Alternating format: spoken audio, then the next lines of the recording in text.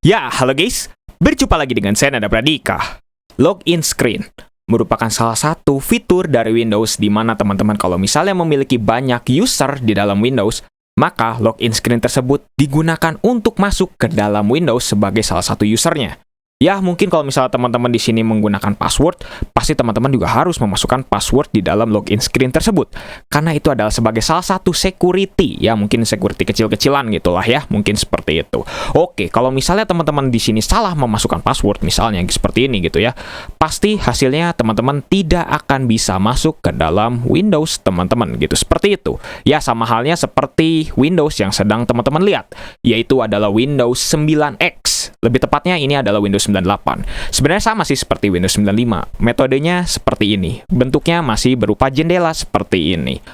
Oke, tapi teman-teman, login screen itu ternyata tidak semuanya berfungsi dengan semestinya. Karena kenapa?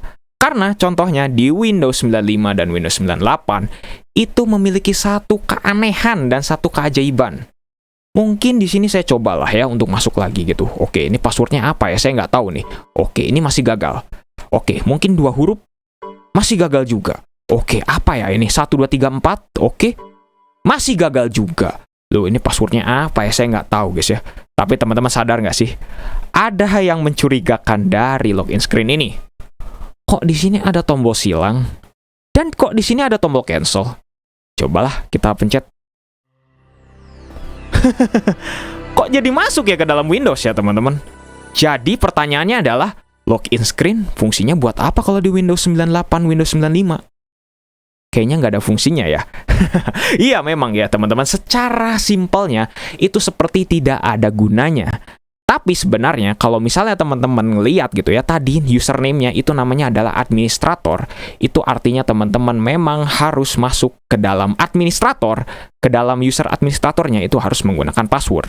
Ya teman-teman, jadi kalau misalnya teman-teman cancel, di sini teman-teman menggunakan metode atau user ya, bisa dibilang sebagai guest atau sebagai guest mungkin kalau dibacanya gitulah ya, seperti itu. Nah, mungkin hal ini juga sebagai salah satu bug yang memang ada di Windows 9X. Karena kenapa? Karena Windows 9X itu kalau teman-teman cancel pasti bisa masuk.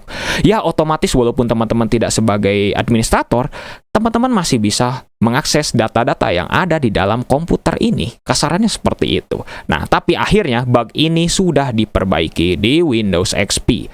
Oke, di sini saya Windows XP-nya sudah menggunakan metode yang klasik lah ya, bisa dibilang login screen yang klasik gitu, seperti ini. Kurang lebih bentuknya seperti inilah ya, jadi lebih klasik gitu.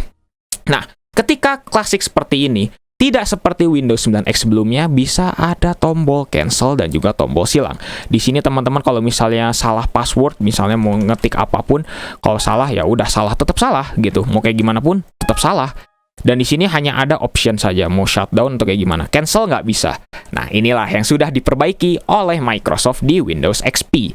Mungkin teman-teman kalau misalnya bisa cek ya di Windows 9X itu khususnya ya, terutama Windows 95, itu pasti tombol cancel selalu ada.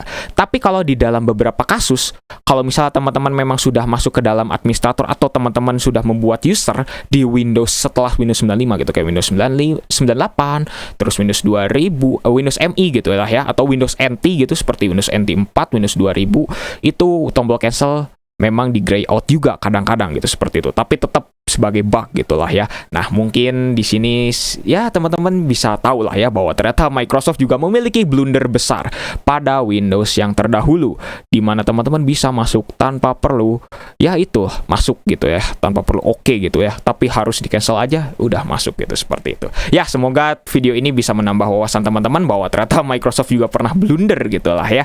Oke ya, mungkin cukup sekian untuk video kali ini. Jangan lupa untuk subscribe dan juga share video ini jika bermanfaat. Bantu channel ini juga agar bisa berkembang. Kalau misalnya teman-teman ada kritik, saran atau apapun, silahkan bisa tuliskan saja di kolom komentar.